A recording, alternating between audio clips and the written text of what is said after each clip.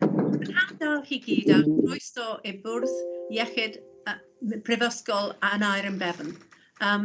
I'm very pleased to see you all here today for our special board meeting to discuss two really important proposals for the future health and well-being of people in Gwent. We are, for the first time, live streaming ourselves, and we do hope that the people who are looking in really do gain some insight into how this board works and the aspirations that we have collectively to improve health and well-being in Gwent during the course of the meeting. Are there any apologies for absence, Richard? Thank you, Chair. Louise Taylor had provided her apologies previously, and Phil Robson also in relation to his apologies. I think Phil might come. He might join, but yeah, okay, that's fine. Okay, fine, thank you.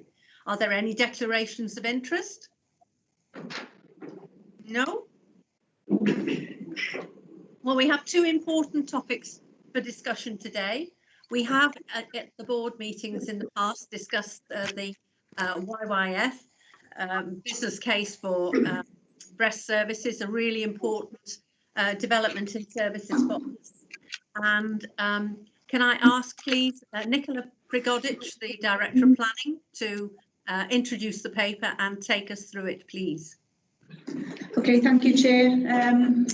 So I'm pleased to present the outline business case to support the development of the new unified breast unit at Ysbyty Ystrad Fawr. We're seeking the board's approval to submit the case to Welsh Government for approval to proceed to the full business case, which is the next stage of the process. The outline business case that's attached to the paper sets out the case for change. We currently have 3 hospitals providing breast services and surgery across Neville Hall, Royal Gwent, and some services at Ysbyty Ystrad Fawr. Many of the facilities are not fit for purpose for the current volumes of patients. As you will have seen in the papers, we've seen huge increased demand for referrals into breast services and the suspected levels of breast cancer. And we've also got significant workforce challenges then in the context of this increase in demand. The estate isn't necessarily laid out now to get the best patient experience, and therefore this has been a key priority for us for some time to address. The preferred option that's set out in the paper looks at centralising services at Ysbyty Ystrad Fawr, which will be a dedicated purpose-built unit which would provide high-quality diagnostic and treatment services for residents of Gwent and South Powys who access services currently as well. Services will be integrated. It will take a one-stop clinic approach. It's intended to improve waiting times, give patients greater access to services, and obviously help us address some of the workforce challenges by centralising those services. The plans are consistent with all the relevant national strategies, clinical guidelines, and it's particularly consistent with our clinical features strategy and the recently approved cancer services strategy that we approved last November. The majority of breast surgery would then be undertaken at Ysbyty Ystrad Fawr, with just a small proportion that may still be required to be operated at the Royal Gwent, dependent for those who have got higher risk and may need some critical backup. The capital cost is 10.2 million is the indicative figure at this point, and Welsh Government have been supportive in principle up to this point by supporting our strategic outline case and allowing us to proceed this far. The business case has had extensive engagement with local stakeholders, patient groups and our Community Health Council, and all of which are considered to be very supportive of the project. And as many of you may know, there's been a very successful fundraising campaign around this unit as well that has been progressing for some time. In terms of the next steps, we're hoping to submit the outline business case following approval today to Welsh Government. The normal process is they would have 3 months to go through their standard scrutiny process to enable us to progress to the full business case. We are proposing that we immediately commence the full business case, not to lose any time, and allow us to cover those full business case costs in the next 3 months from our discretionary allocation. We are hoping the full business case would then be progressed and completed by March 2021, with plans to start on site fairly imminently after that, with completion by June 2022. There's been a huge amount of work by the operational and clinical teams over the last few years, because this has been a long time in its planning, but it's a huge and exciting opportunity, I think, for the Health Board to really put breast services to the level of excellence and the standards we would expect going forward. So thank you, Chair. I'm happy to take questions and comments or queries on the business case. Thank you. Thank you very much for that, Nicola. It's a very extensive business case with a great deal of information, which is important to us. And I was wondering, has anybody any questions to Nicola at this stage? Paul, Deneen? I just wanted to say that I think there's a huge amount of work that's been undertaken with regard to this project, and huge congratulations to all those who've been involved. When I've looked at the paper, and this is very detailed business case, looked at the strategic, the economic, the commercial, the financial and the management, I think a comprehensive assessment has been undertaken, and I'd have no hesitation in recommending or proposing that this should go forward to the next stage. Thank you, Paul. Any further comments on this? Can I share? It's Chris Coley Chris, here. Coley. A couple of points. I think it's implied, and I agree with Paul's comments as well on the detail of the submission. I got a couple of points. I think it's implied in the business case about the improvements in patient experience, but I just wonder, could we be more explicit about the benefits in terms of patient outcomes as a result of pursuing this business case? And also, it seems to me, looking at the financial analysis, that workforce recruitment has been an issue. In this video, I'll show you how to. The submission anticipates that we will reduce reliance on waiting list initiative and external commissioning. And I wondered how crucial the workforce and recruitment is to achieving the benefits of this case. Nicola? Yes, so in terms of the, first of all, in terms of the improved outcomes, because the case does set out to improve patient experience and patient outcomes, one of the key drivers of the case is to be able to do more surgery through a day case approach rather than inpatients. This will reduce patients' length of stay in a hospital, and this hopefully will the other key benefit in particular is around greater access. In terms of the waiting times would be reduced, and therefore should allow quicker diagnosis, which should improve the outcomes of patients. Excuse me, Chair. I think I could ask colleagues to put their microphones on mute if they're not speaking. Yes, please, if you could. Thank you. Okay, thank you. Sorry, there was a bit of feedback then. So they're the two obvious benefits. I don't know if Claire wants to pick up anything further, Claire Birchall, in terms of the outcomes, but they are the two greatest drivers that we anticipate would have a direct benefit on patient outcomes. Yeah, I agree, Nick. I think the most important thing around this service is access, but I think there is something here around the wider knowledge within the public, and giving it an identity will be about people wanting to seek help and seek advice as soon as they can if they worry that anything is wrong. So I think there is a wider good news story here about how we publicise the importance of our population seeking early help. So that, alongside our ability to see first outpatients much quicker and then time to diagnosis much quicker, will absolutely have an impact on outcome. Thank you, Claire. Pippa has a question.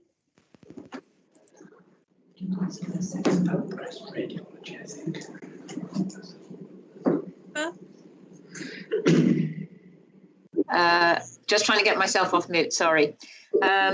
Yes, first of all, I want to say thank you for the paper, because I felt that you really set everything out really clearly, and that's excellent.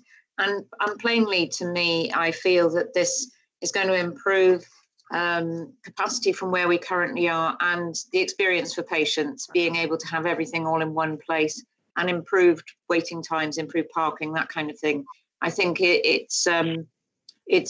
I would be happy to approve this moving ahead. The only thing I wondered about was, given the increase in capacity, given the increase in needing greater capacity to date, is there any opportunity for us to increase capacity on the new site? So either space to put in more people than we're looking at the moment, or the space to expand in the future. And it may well be somewhere in the paper, but I didn't see it. Thank you. Thank you. Nicola? Yeah, thanks, Pippa. There obviously will be a level of resilience and future growth built into the case. But I haven't got the exact numbers of what level of additional capacity can be accommodated. But obviously we would have flexibilities around length of the working day, weekend working, which are all things that we are looking at as we move forward. Also, where we can do some follow-up through virtual consultations, we will be looking to maximise that. So we will work creatively around how we manage our capacity going forward, recognising that this is an area we will probably continue to see increased level of demand. That's great, thank you. And I'd just like to say as well that I absolutely agree with Claire that I think that this is a real opportunity for us to get people to seek early help, which they don't necessarily do at the moment. So I wholeheartedly agree with this. Thank you. Thank you, Pippa. Tish, you wanted to make a comment? Yes, thank you, Chair. I was there at the beginning of the discussions around all of this, and it has been referred to that it has been quite a journey for us to get to this point. But if I can just reflect back very briefly on the beginning of where this was brought to board, where we had a very experienced and committed and connected consultant from our staff team come to the board and talk to us about the challenges and the need, really, and the proposal, and we did have a lot of questions, but it was a very compelling argument. Since then, we've had numerous discussions and sight of the working through, and we have questioned all the way along whether this is a valid route to go down. And in particular, I think the board were concerned about the patient experience and really gathering the experience of and the will of the staff. And I think that has been done. So really, I'd like to commend this paper. I think it does set out what we need to know, and it does reflect the journey that we've been through. It hasn't just been plucked out of the air. My question was very similar to Pippa's just then, and thank you, Nicola, you did answer it to some degree, which is around, we're in a very fast-moving environment in health, particularly at the moment, and we're going to have to adapt. This is an outline business case, and we're going to have to learn as we go forward from here, because healthcare is changing quite quickly. It's great to hear that we would consider, for example, virtual appointments and so on. So it's just a comment rather than a question, because I think my question was answered. Thank you, Tish. Rhiannon wants to ask a question. Yeah, thank you, Chair. It was just to follow on from Nicola and Claire's commentary in relation to Chris Coley's question about the outcomes. That is more associated with patient experience now, so I think we covered some of that off. I think the importance of the new environment in terms of enhanced dignity is really important for this patient group, and not to ignore that element. A new purpose-built facility will be fantastic for women. I mean, we recognise the importance of that facility for capturing and access, but the experience will be really positive from that. And then the second point was just in terms of recruitment. We heard through the various subcommittees of the board where this paper was being considered previously that in terms of recruitment, again, a new facility will be an attractor, the same as we're considering for GUH. So it was just to add in that comment that actually this facility is highly likely to attract staff. Thank you, Chair. Thank you very much, Rhiannon, for that reassurance. David?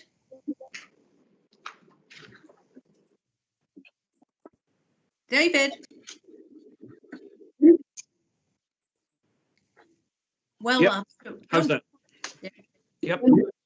I was just reflecting on a conversation I think we had a board back in 2018 when, if my memory serves correctly, we put some money through to her. I think it was 11 radiologists at that time, but we also said that we would commit some funds to looking at artificial intelligence, particularly with regards to radiology.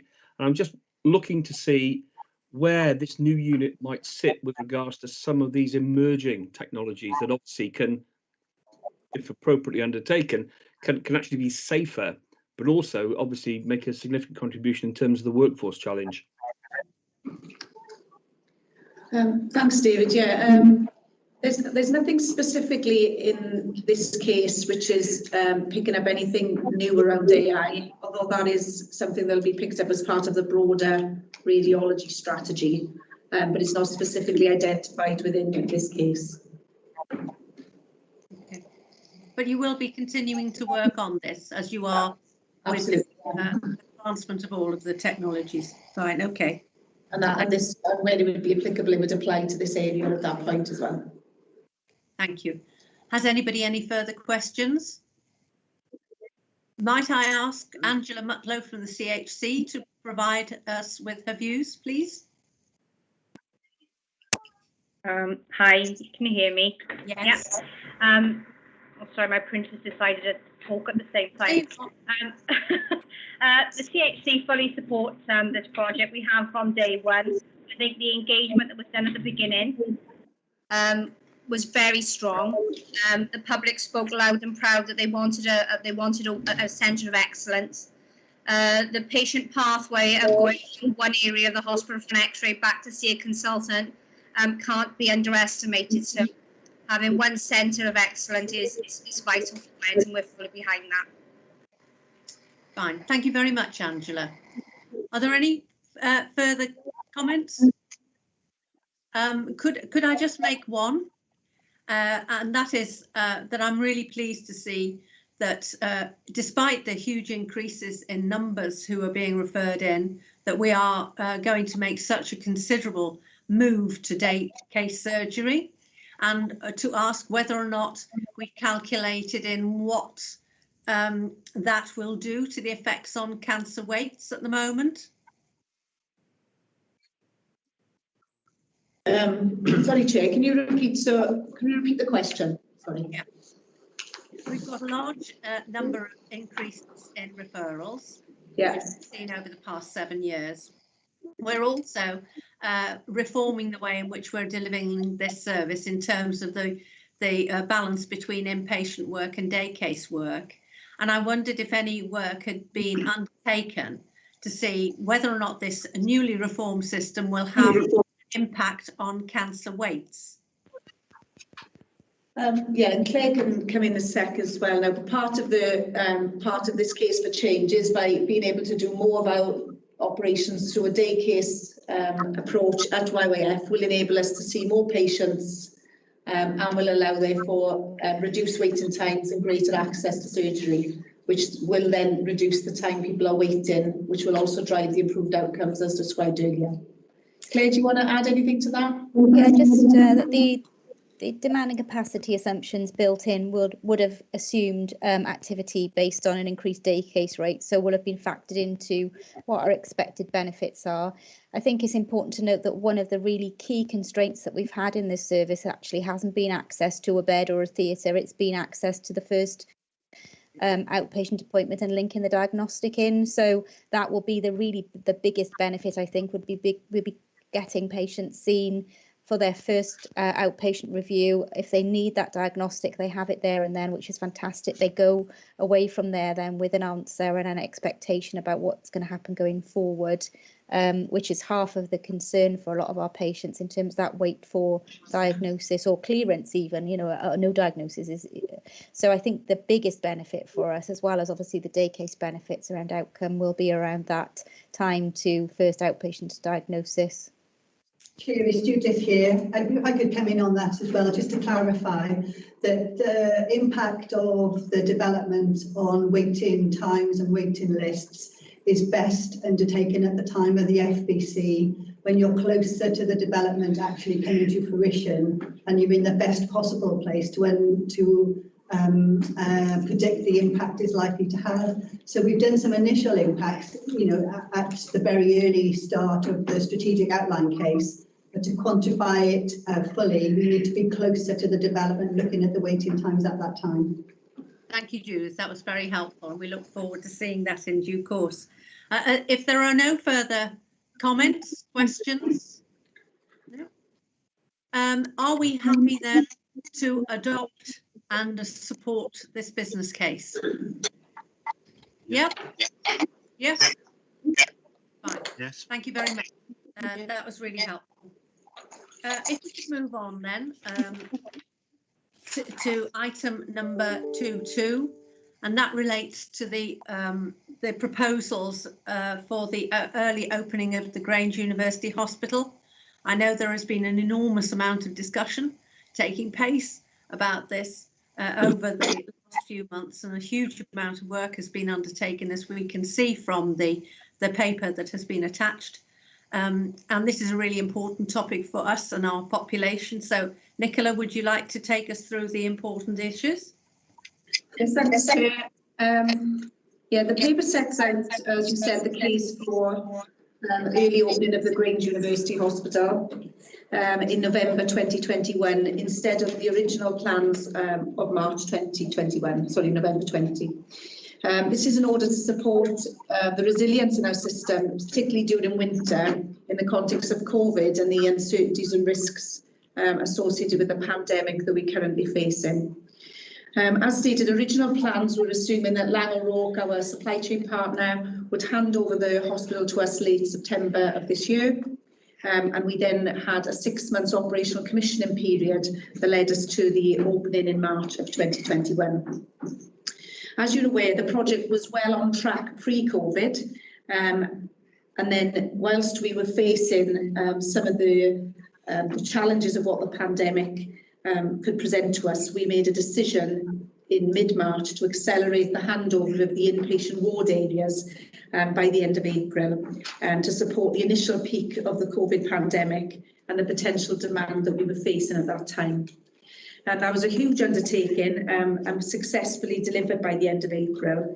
But fortunately, we didn't need to use the facility at that time because the impact of lockdown and the government interventions had managed to compress the increase in demand we were seeing. But the hospital, which is now the ward areas that have been handed over to us, continue to form a really important part of our ongoing surge capacity for any future peaks that we may see. As we come out of that initial peak of COVID, and our planning now going forward is particularly complex, as you can imagine, and we are currently about to finalise our Q2 plans. We are obviously looking ahead to winter and particularly concerned around the pressures of winter and COVID together. And we held a number of clinically led sessions to consider the use of the Grange University Hospital in the context of us having the ward areas, around how we would best use that and optimise it during the winter period. And if it was feasible to open the hospital, the full hospital early, would that be a benefit to us or not? So a number of sessions were held to consider 3 options against set criteria, which is set out in detail in the appendix to the document. And the 3 options that we considered was to use it as a low acuity step-down facility, so mainly help to support an overflow of capacity with when we've got high levels of COVID patients. We considered whether we could use it as an elective site, so keep it as a clean, non-COVID site where possible, or whether to use it as a specialist and critical care centre, which is its main purpose. So aligned to the future model with some small variations, centralising most of our acute services then onto the specialist site. So the work was undertaken to compare those 3 using the criteria, as I said. The low acuity step-down facility would be beneficial to us, but did not maximise the benefits that our hospital could bring, and still left many of our services at risk in terms of sustainability. The elective site option, whilst had some benefits, would have limited use of the hospital because of the throughput, the low levels of throughput you can get through theatres would only use a small number of wards. And therefore the preferred option, which was clinical consensus and everybody, a unanimous consensus, was around a specialist, was to use it as a specialist critical care centre with some small variations from the full model for the winter. The main benefits that stood out around this option is a number of our services are particularly struggling in terms of continuing to run across 2 sites, as many will be aware, particularly around paediatrics and obstetric services, that is even more vulnerable in the COVID, some of the COVID challenges as we go into winter. The critical care unit is a fantastic 30-bedded critical care unit in the new hospital, and when the critical care teams have visited the site, it gives us an opportunity to go from our current capacity is 25 spread across 2 sites. This has 30 single rooms that could be doubled up to 60 and surge into cardiology recovery if we needed to, and over to theatres, and gives us a much greater surge capacity plan all in one area with a centralised workforce. And obviously the single room layout is particularly beneficial around a pandemic situation, around infection control, and gives us a lot more flexibility. There's other benefits set out around this option, but those 3 are probably the most prominent. So whilst that option was supported in principle, we recognised there was significant work we needed to continue to undertake to ensure the feasibility of opening the hospital early and what some of those key enablers and some of those risks look like. So these are set out on page 3 of the report. The building commissioning is a key one, so we've been working very closely with Anne O'Rourke and Leeds, our project managers, right the way through this whole COVID pandemic and the earlier acceleration. And they've worked really hard in terms of what an accelerated programme could look like. Also taking on our radiology fit out that we were previously going to do direct with some of the suppliers. Also bringing in a Cat 3 lab, which would help with our testing capacity for COVID. So we've now got a broad programme which takes us to the weekend just before the 16th of November, with Langs completing most of the work by mid-September, so giving us a period of commissioning those extra parts of the building.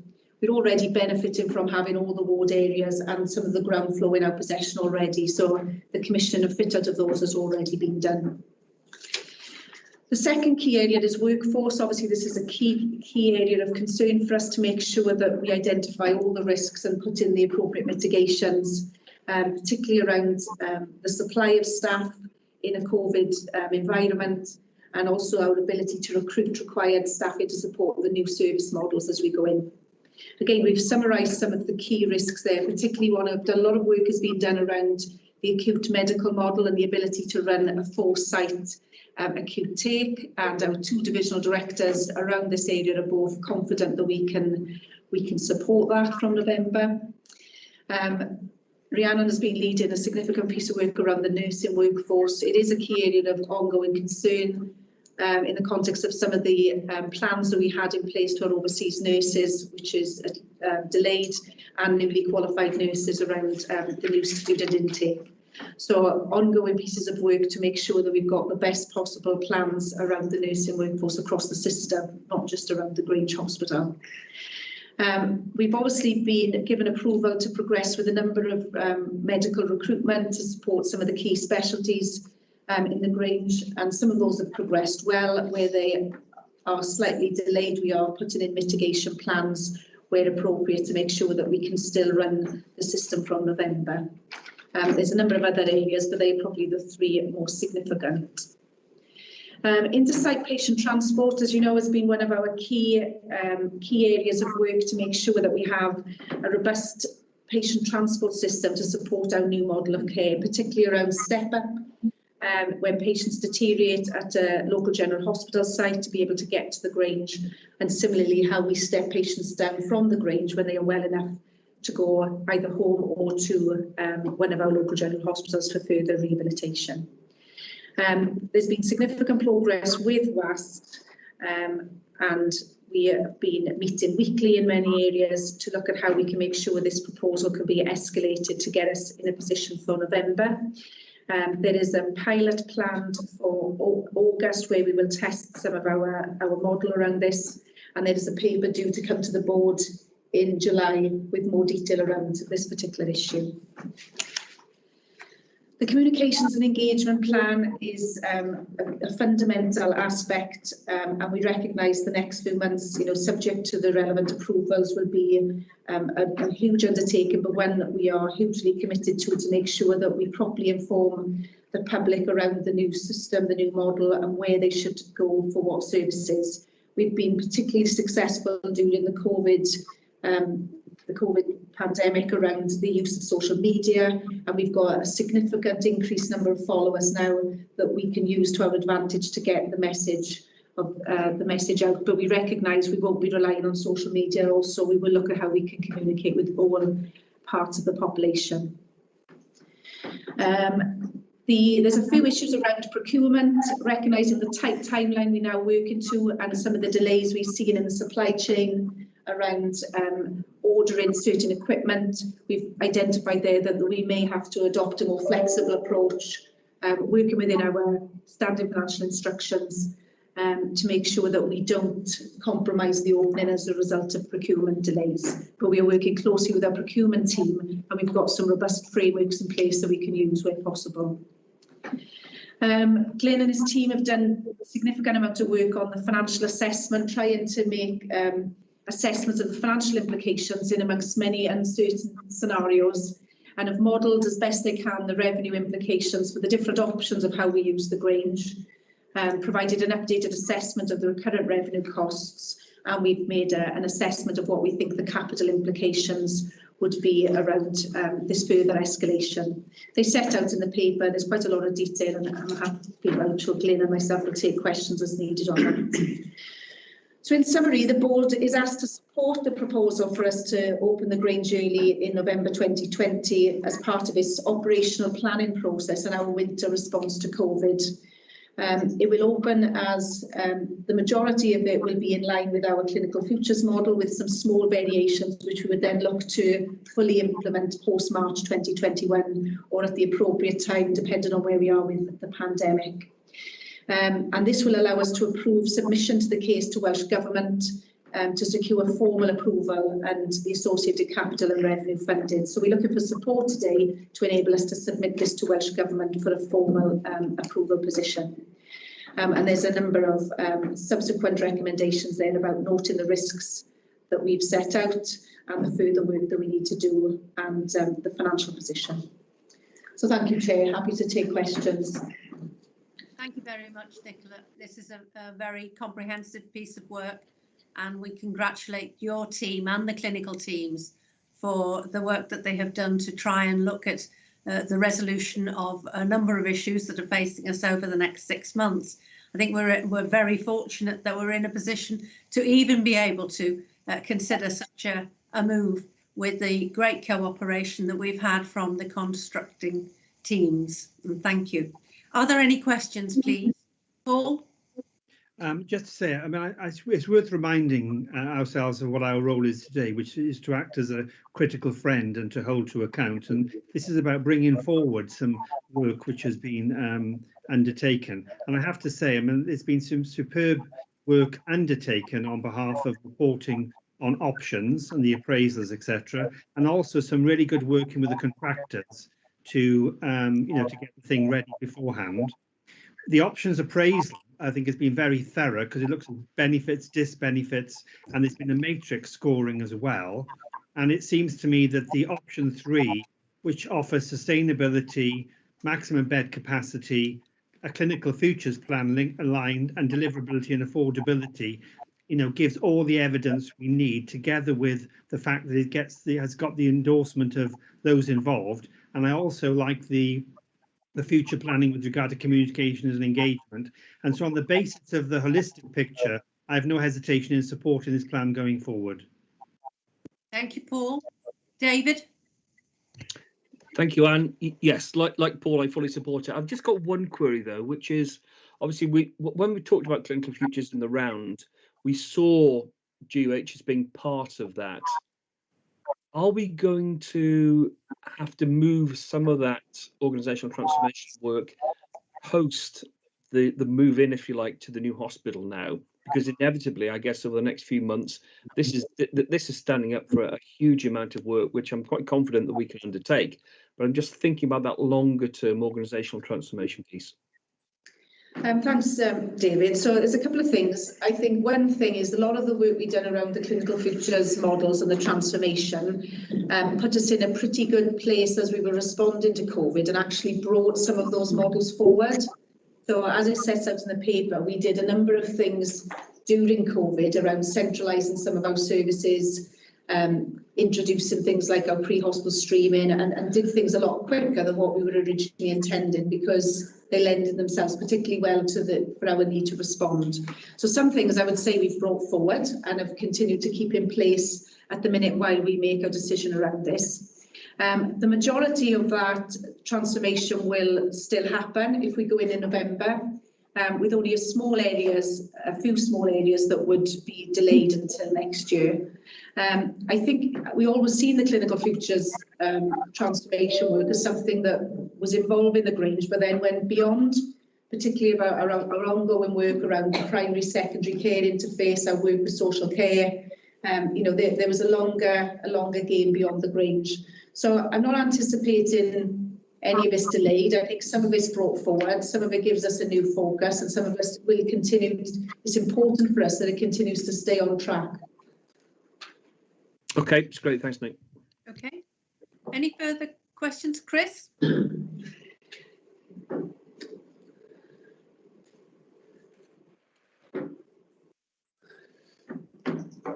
On mute.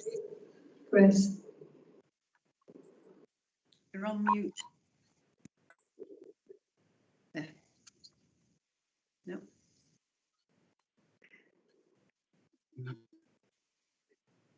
Chris, you want to ask a question?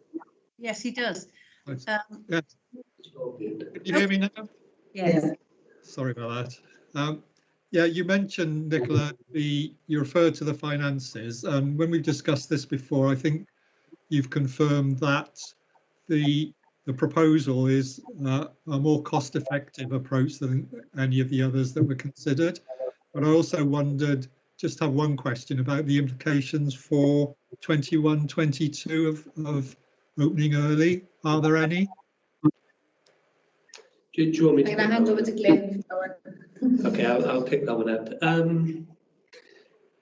So as you say, I mean, in terms of going for the option 3, we believe that's more cost effective for this year. In terms of 21-22, I guess it depends how quickly we can close down some of the capacity and services that we will keep open as part of our ongoing surge plan around COVID.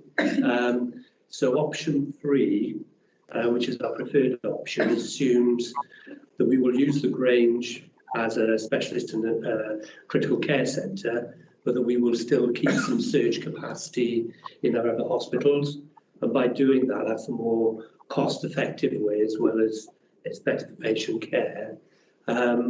What we don't know at this stage is how long we would need to keep that surge capacity open, and whether it would then go into next financial year, in which case you're absolutely right, Chris, there would be a financial impact. But I guess we would then be in discussion with Welsh Government about the ongoing impact of coronavirus. If COVID finishes and we're able to sort of move on as normal, whatever normal looks like, we would then look to actually close a lot of those services during 21-22, and therefore there shouldn't be any additional financial cost as a result of doing that. I think what is important to understand as a board is, irrespective of which option we go for, there is a recurring investment that we will inevitably be putting into this new hospital network model.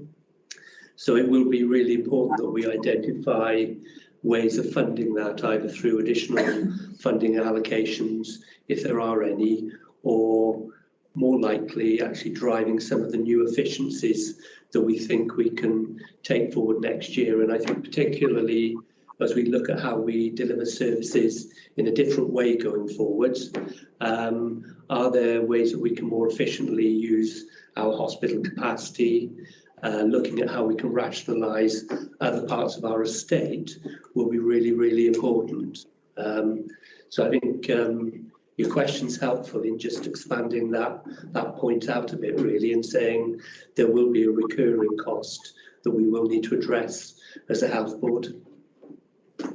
Thank you, Glyn. And I think that it is really going to be very important that the Strategic Planning Committee does keep a very close eye on the additional investment and where we might get it from, and the cost effectiveness of service delivery, because we have got to be able to be in a position to know explicitly what additional service we're getting for the investment and how we're able to serve the population better for the future. So we will keep a constant watch on that.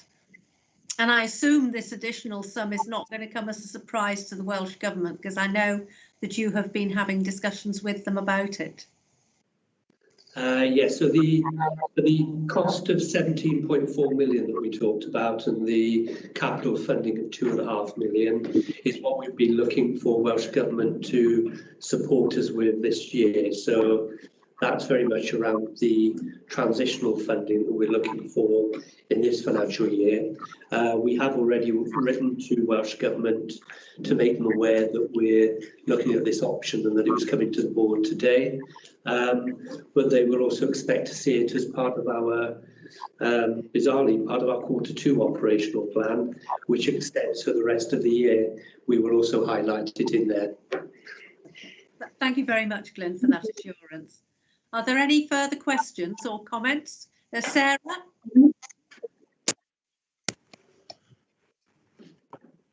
Sarah?